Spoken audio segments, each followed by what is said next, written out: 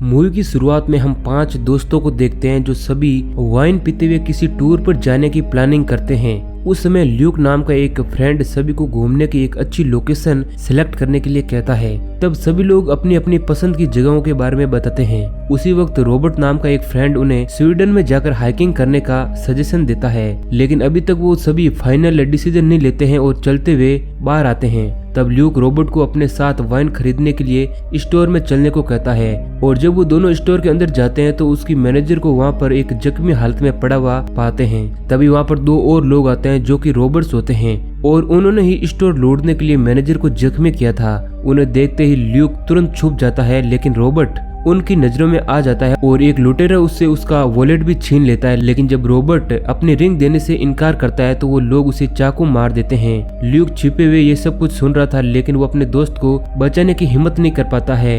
अब स्टोरी में 6 महीने बीत जाते हैं और हम ल्यूक को एक टेंट में सोए हुए देखते हैं। वो अपने टेंट से बाहर निकलता है और एक जगह बैठकर स्मोकिंग करने लगता है।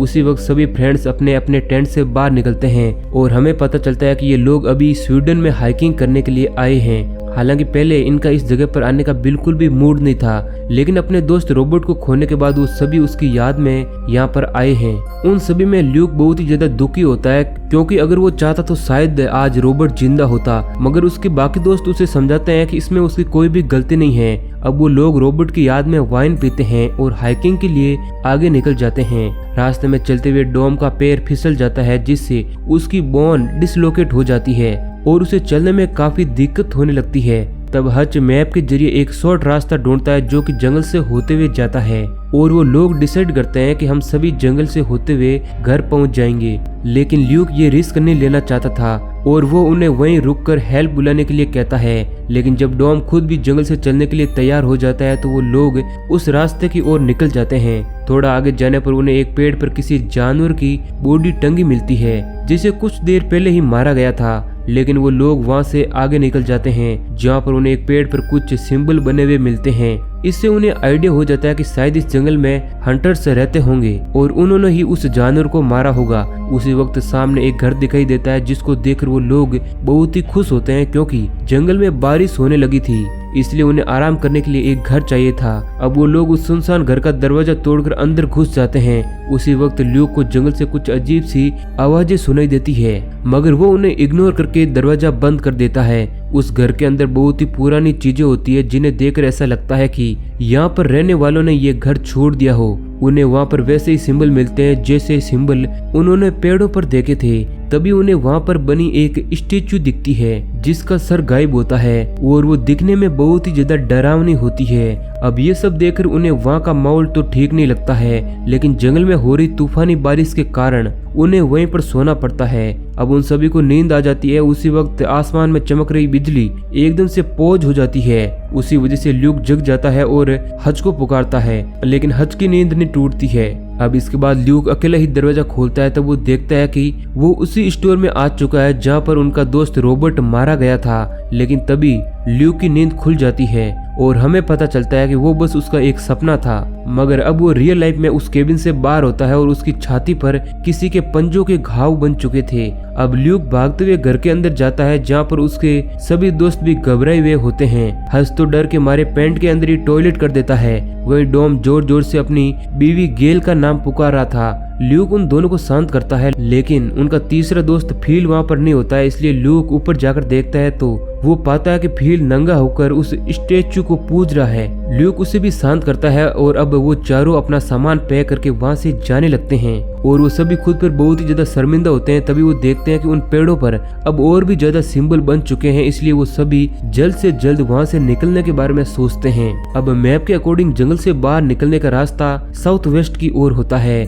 लेकिन डॉम एक नए रास्ते की ओर जाने लगता है, इसलिए वो सभी उसके पीछे चल देते हैं। आगे जाने पर फील उन सब के साथ रात वाली घटना का जिक्र करता है, लेकिन सभी लोग उसे एक नाइटमेयर बताते हैं। आगे चलने पर उन्हें वैसा ही एक और घर दिखता है, लेकिन इस बार वो उसे इग्नोर करके वहां से आगे निकल जाते हैं। इस तरह उन्हें जंगल में चलते हुए काफी देर हो जाती है और इसी वजह से डॉम का पैर दर्द करने लगता है और वो वहीं पर बैठकर सभी को रुकने के लिए कहता है, लेकिन हच कहता है कि हमें जल्द से जल्द यहाँ से बाहर निकलना होगा। लेकिन उन्हें अभी तक वहां से बाहर निकलने का रास्ता नहीं मिलता है। इसलिए ल्यूक रास्ते की तलाश में थोड़ा हाइट पर जाकर चारों ओर अपनी नजर घुमाता है। तभी उसे कुछ ही दूरी पर एक अजीब सी चीज हलचल करते हुए दिखाई देती है। इसलिए वो डर जाता है और भागते हुए अपने दोस्तों के पास जाकर उन्हें भी उस चीज के बारे में बताता है, लेकिन कोई भी उसकी बात पर यकीन नहीं करता है। इसलिए ल्यूक अपनी बात को साबित करने के लिए अपनी छाती पर बना घाव दिखाता है, जिस पर डॉम कहता है कि शायद तुम नींद में चलते हुए किसी पेड़ से टकराए थे और उसी वजह से शायद ये घाव बन गए।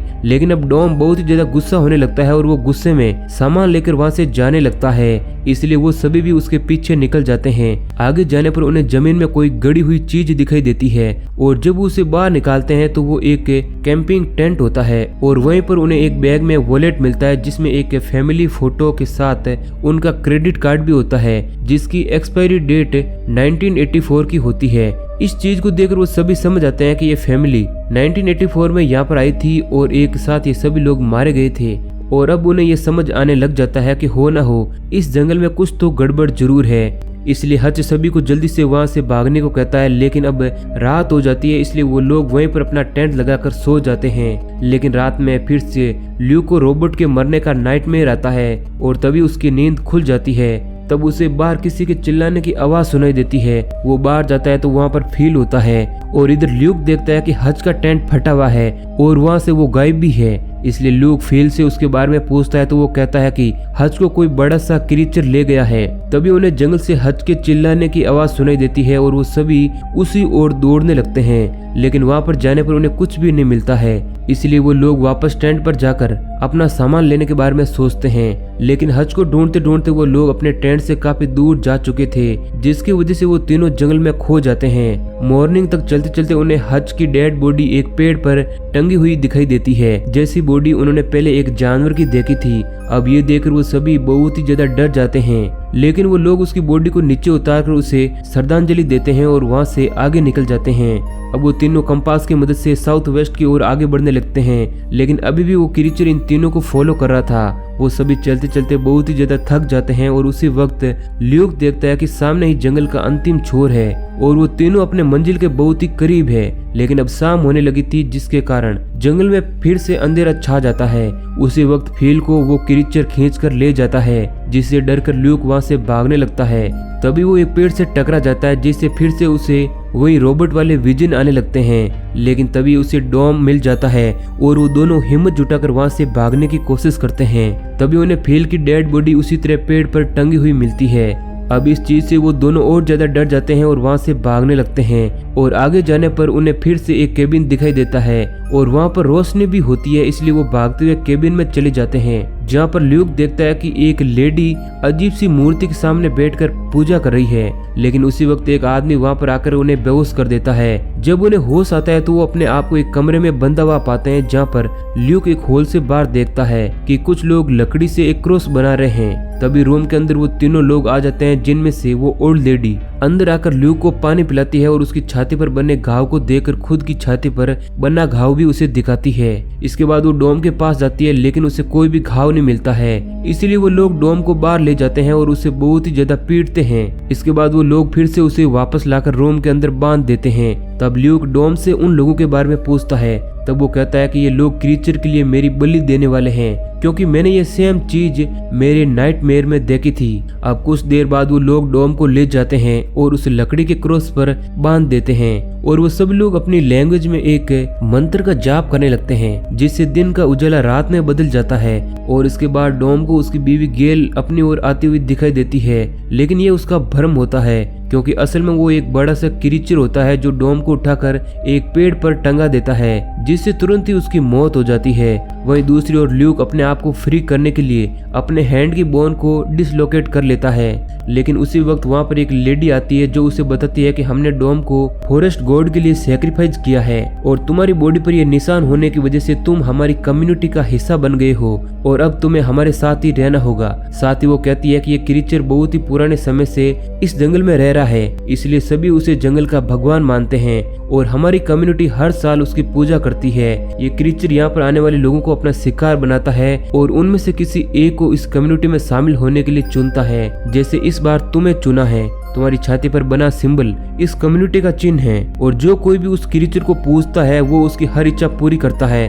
और साथ ही उसे अमर भी बना देता है। इसके बदले में कम्युनिटी के लोगों को उस क्रीचर के लिए इंसान की बलि देनी पड़ती है। तब ल्यूक उससे पूछता है कि आखिर फॉरेस्ट गॉड ने मुझे क्यों चुना। तब वो कहती है कि दूसरों के मुकाबले तुम में बहुत ही ज्यादा दर्द है और अंदर ही अंदर तुम गिल्टी फील कर रहे हो और फॉरेस्ट गॉड को ऐसे ही लोगों को चूज करना पसंद है। साथ ही तुम्हें एक रिचुअल के बाद फॉरेस्ट गॉड के सामने झुकना होगा और अगर तुम ऐसा नहीं करते हो तो तुम्हें भी बाकी लोगों के साथ मार दिया जाएगा। अब वो लेडी वहां से चली जाती है और ल्यूक हिम्मत करके रूम से बाहर आता है। तब वो देखता है कि बाहर खड़े सभी लोग उस क्रीचर की पूजा कर रहे हैं और इस चीज का मौका पाकर ल्यूक एक दूसरे रूम में जाता है जहाँ पर बहुत सारी डेड बॉडीज पड़ी हुई थी, लेकिन असल में वो कोई भी डेड बॉडीज नहीं बल्कि जिंदा इंसान होते हैं जो अमर हो चुके थे, जिसकी वजह से उनकी हालत डेड बॉडी जैसी हो जाती है। अब ल्यूक उन सभी को आग लगा देता है और वहाँ से बाहर आ जाता है, लेकिन तभी वो ओल्ड लेडी उसे देख लेती है।